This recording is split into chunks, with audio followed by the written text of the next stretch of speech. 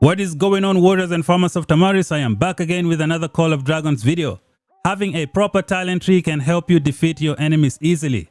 To build a proper talent tree, you need to know how to read war reports. Reading war reports require you to know the differences between the different types of attacks that are available in the game. You also need to know how to differentiate whether a skill is going to stack or not. All of these factors are going to play a major role in designing a proper talent tree. In today's episode, I'm going to show you how to identify everything that I just mentioned. If you're new to the channel, be sure to subscribe for more content, turn on that bell notification and never miss out. Like the video, share it with your friends, drop some comments down below. Let's get into it.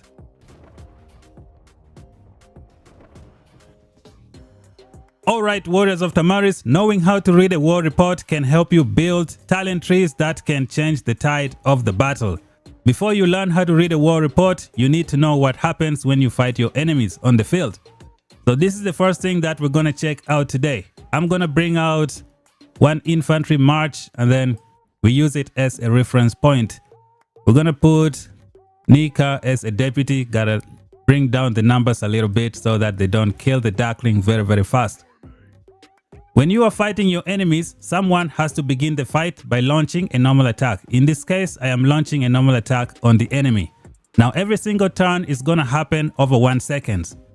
In 1 second, each one of you is going to launch one normal attack and each one of you is going to launch one counter attack. And then you go to the next turn and you just repeat the same process.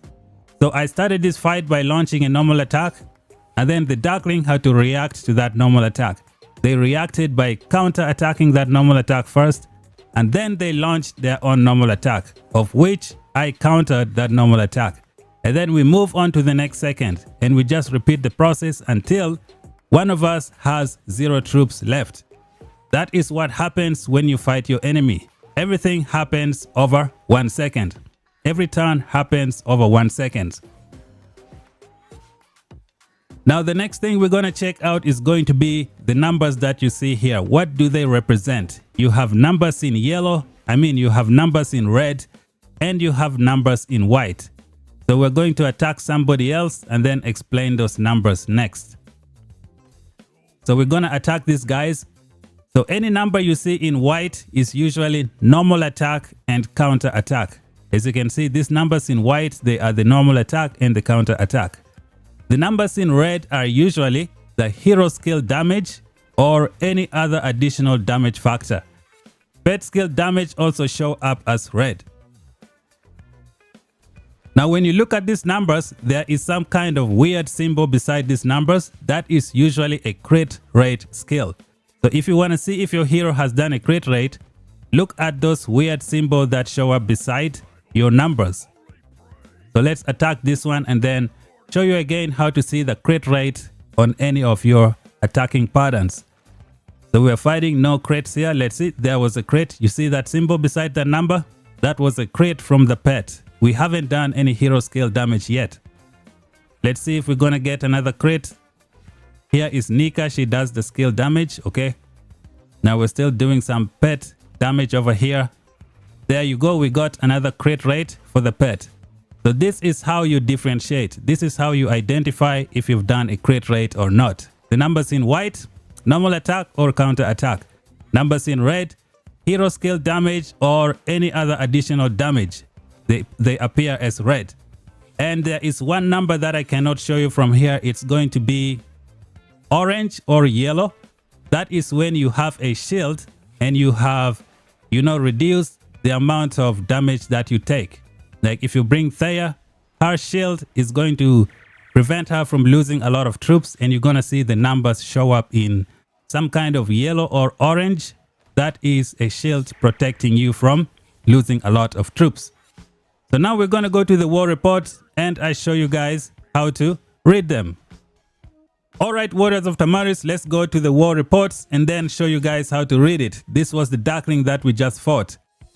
At a quick glimpse, this is everything that you can see when you fought the Darkling. You can click on these 3 dots and see the number of troops that you lost. When you click at the bottom, you hit the Legion buffs. It's going to show you the composition of the troops. For you and the enemy, you can see the skills, you can see the skill level, you can see the artifact, you can see the war pet and the damage that they can do. Here at the bottom, you can see a bunch of other information as well, the amount of attack that they had. And then when you come back over here, you can see you're severely wounded and the lightly wounded, the rewards you got, or the merits, and the amount of power that you lost. This number here is going to show you the location of the fight, where the fight took place. And this is just a quick glimpse of everything. Now, more information is found in the battle log. This is where you're going to see a lot of the information when you fight your enemies. We're going to take a look at everything that you see over here. At any time, you can expand everything and then just scroll through. It'll make things a little bit easy. Remember from when we were fighting the enemy, I said everything happens over 1 second. Every turn is 1 second. In every turn, you're going to launch a normal attack. The enemy is going to counter attack your normal attack. And then the enemy is going to launch their own normal attack. And you are going to counter attack their normal attack. When you are fighting, you're going to be regenerating rage. So your rage usually shows up after 8 or 10 seconds. So here is the first rage skill. And then here is the second rage skill. It's just going to show up when you get enough rage. Along the way, you're going to be doing additional damage as well. Those are the numbers that show up in red. They're going to show up at the moment where they were triggered. At any given time, if you want to know what is happening during a turn, just make sure you click on it, collapse it, you click it, and then look on the right. You're going to see some more information about everything that happened during that turn. Just know that the game developers don't put everything over here. Sometimes you might not get the information on the right hand side. To get more information about every single turn, there is usually a line and you're gonna see some more information. It's gonna tell you what kind of skills you triggered during that turn. It's gonna tell you if those skills were going to work or if those skills were not going to work. It is also gonna tell you like if the skills stack or not. In that case, you're gonna have to see if the skills stack or do not stack. I'm gonna show you guys in the next topic. If you know if a skill is gonna stack, you're gonna be awesome at making talent trees. To continue with the talent tree, let me give you guys more information. If you look out here, it's gonna show you your troop count and then the troop count for the enemy. You're gonna see every turn the number of troops that you lost, the number of troops that the enemy lost. Let me show you one example. We're gonna pick this turn over here. So the number at the top is the number of troops that you had when you started the fight. The number on this side is the number of troops that you lost during that turn. The number at the bottom is the numbers for the enemy. So when we click on this number, like I said, every turn you launch a normal attack and then the enemy counter attack that normal attack. So I launched a normal attack, enemy lost 291. That enemy launched the counter attack, I lost 103 units. And then the enemy launched their normal attack, of which I lost 94 units. So during that turn, we lost 103 from counter attack and then we lost 94 from a normal attack. We add them together, we get 197 troops lost during that turn. Now we subtract this 197 from 16,328. It's gonna come to 16,131. And the fight just keeps on going just like that until one of us has 0 troops left. Now let's say you're using a sand lizard and you get some healing. Let's say you get 50 healing from here. You're gonna subtract that 50 healing from the total number of troops that we lost over here. So that is how it works. And again, guys, if you wanna know everything that happened during a turn, just make sure you click on it and look on the right. It's gonna give you some extra information that you need to know. The game of Call of Dragons has a bunch of different talents and skills that will either stack with one another or not stack at all. Knowing how to differentiate between the two can help you design proper talent trees that can help you do so much damage to your enemies. I'm going to show you guys 2 logics that you can use to determine whether a skill is going to stack or if the skill is not going to stack. We're going to go straight to Mr. Bertrand and we're going to begin with the first logic. It goes as follows. If a skill is permanent, then it is going to stack with one another. And the second logic goes as follows. If the skill is not permanent, if the skill is temporary, it is not going to stack with another one of its kind. The strongest one is always going to overwrite the weaker one. Now let us go to the talent tree and see some examples. We're going to start off with skills and talents that are going to stack. Now if they are permanent, they will stack. So we have here Intimidation, which is a 4% hero skill damage boost. When you read the description of this skill, it is a permanent boost. And then we look at the other intimidation over here as well. Now this intimidation is also a permanent boost. So these two are going to stack with each other. What about this one right here? So this is a different skill. It'll still add up to these ones over here.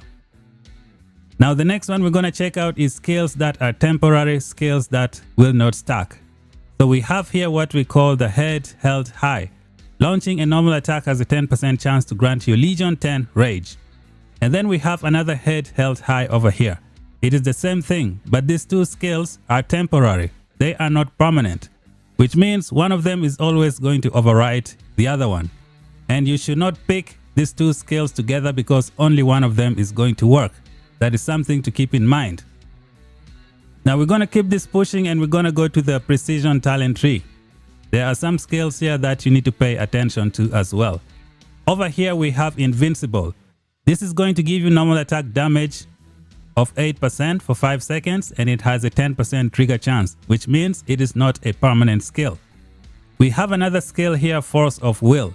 This one will give you up to 10% normal attack damage. It's also not a permanent skill. Now if these two skills trigger together at the same time, one of them is going to override each other just because they are not permanent. We also have another good example over here. We have adrenaline rush. Your legion deals 0.8. Your legion deals up to 4% normal attack damage. And then over here we have another adrenaline rush. Your legion deals up to 4% normal attack damage bonus. So this skill is permanent and this one is permanent. So they are going to stack. However, the other ones that are not permanent will always override each other. Now when you look at Freyga rage skill can give her 60% crit rate. Rage skill is also not permanent, therefore it is going to override a bunch of different stuff in the game. So this rage skill is plus 60% crit rate. So when that rage skill finds this skill for Syndrion, Intrepid, it is going to override this Intrepid skill right here. Because the other one is stronger than this one. This is a temporary skill and the Freyga rage skill is also temporary. To continue on this topic, you have heroes that also have temporary skills. Like I said, rage skills are not permanent. When you look at Goresh, he has a rage skill with a damage taken reduction of minus 15%. So this is resistance minus 15%. If you pair Goresh with Garwood, you're not going to get the full benefit of their rage skill because Garwood has a resistance of minus 20%, which means Garwood is going to override the resistance of Goresh. You're not going to get minus 35% damage taken reduction. Nope. You're only going to get minus 20% depending on who has the strongest version. So these are the things that you need to keep in mind when you try to design talent trees. If the skills are permanent or if the talents are permanent, then the skills are going to stack. If they are temporary, they will not stack. Sometimes a temporary skill might stack with another temporary skill. Now this is a rare situation. It doesn't happen all the time. I found one instance where there was one temporary skill stacking with another temporary skill. So let me show you. Freyga has a 60% crit rate. And then when you pair her with Zayda, who has the silver tongue, which is another crit rate, these two skills were stacking with each other to get more value. So that's something to keep in mind. But most of the time, skills that are temporary do not stack. That is how you help identify in the talent tree. If you're building your talent tree, identify the differences between the stacking skills and the ones that are not going to stack, and then look at the war report and confirm if they are both working. This is how you differentiate between the two. To show you another good example, we're going to take a look at the synergy between LILIYA and THEIA. If you're in the League of Order, you should try and use LILIYA and THEIA with Celestials. It is hands down the best mage March right now. So if you go to the LILIYA talent tree, she has this skill here known as Steady Hands. This skill is Synergy, a synergy that will give you 10% hero skill damage boost. It is a temporary skill. It is always going to be overwritten by THEIA. So if you're designing a LILIYA talent tree, you should stay away from steady hand. Do not pick this skill if you're designing the talent tree for LILIYA and THEIA. So when you look at THEIA, she has this rage skill here. This rage skill gives her a synergy of 15% hero skill damage boost. So every time THEIA triggers this skill, it is always going to overwrite this synergy steady hands for LILIYA. This is only 10%. The one for THEIA is 15%. They are both temporary skills, so the strongest one is going to overwrite the weaker one. When you have 1 point left, you should always put it here on the orb of protection. This skill is going to give you a shield. You don't care about the damage factor. That is not the reason for picking this skill. You do it because this orb of protection is going to give you a shield that's going to trigger the fourth skill for THEIA. Now to get good damage with your LILIYA and THEIA, you're going to need 3 shields to get the maximum 30% more boosted attack. The faster you get those shields, the faster you're going to be doing a lot of damage. And to get one of the shields very easily is from the orb of protection over here. Make sure you put 1 point here. It could give you 1 shield instantly and you do so much damage. And then when you go to your war pet, make sure you put the heart wall. This is going to give you another shield as well, as fast as possible, helping you get to 3 shields within, the first 15 seconds of the fight, and you get the maximum 30%. When THEIA triggers her rage skill, she's going to get a shield as well. So just within 15 seconds, you have maxed out this skill and you're getting maximum damage output. Now, if you don't pick Orb of Protection or if you don't put Heart Wall on your pet, it's gonna take you roughly 30 seconds to max out this 30% attack boost for THEIA. Which is why you need, Orb of Protection and this Heart Wall right here on your LILIYA THEIA. It's gonna improve your LILIYA THEIA significantly. If you plan on pairing THEIA with anybody else, make sure you have the Heart Wall on the pet for that person that you're pairing up with THEIA. The final topic of the video is going to cover the differences between skill damage and additional damage. These are 2 different things. When you are designing a talent tree, you need to know how to differentiate between the 2. Now, there are some heroes in the game that have additional damage. That additional damage is not a skill damage, which means when you go to the talent tree, you don't need to boost a skill damage. For example, Guanwin has an additional damage factor right here. It is classified as deals damage every second for 3 seconds. There is no skill damage description on this additional damage, so you should not be boosting any skill damage from the talent tree. Now we have here Mr. Goresh, who has a 3rd skill. When Goresh's Legion launches a counter attack, they have a 50% chance to deal additional damage up to 5 surrounding legions. Now in my previous video, I made a mistake. I did not look at the bottom here. I thought it was just the additional damage up top, and I kind of assumed this one was not going to be boosted by skill damage from the talent tree. Now if you look at the bottom, it says skill damage factor, which means for your Goresh, you can boost that damage by picking this hero skill damage from the talent tree. It's gonna give you more damage for this 3rd skill for Goresh. So this is how you need to know how to differentiate between a skill damage and an additional damage factor. Now when you look at LILIYA and the THEIA, they also have this skill known as this skill here, Thirst for Blood. When casting a rage skill, your legion deals additional hero skill damage to the target legion. So this one can be boosted by this skill damage that we have over here. So you can also crit this Thirst for Blood by using Focus. So these are some of the things that you need to spot from the talent tree. If you look at Syndrion, he has an additional damage factor here as well. Now this is not classified as a skill damage, so do not try to boost this additional damage for Syndrion by picking this skill over here, Intimidation, because it's not gonna work for that. Who else has an additional damage factor? Let us check out Madeline. Does she have skill damage factor? Okay, Madeline has the skill damage factor over here, which means you can boost that with the skill damage factor that we have from the talent tree. Let us check out another example. Anybody else has an additional skill damage? Let's see.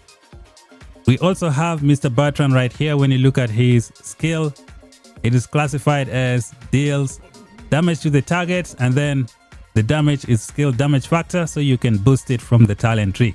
There are some skills that are not, skill damage. You cannot boost them from the talent tree, so you need to pay attention and know how to spot the differences.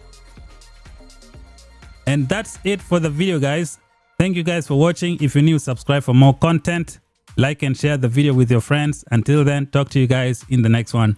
Bye bye for now.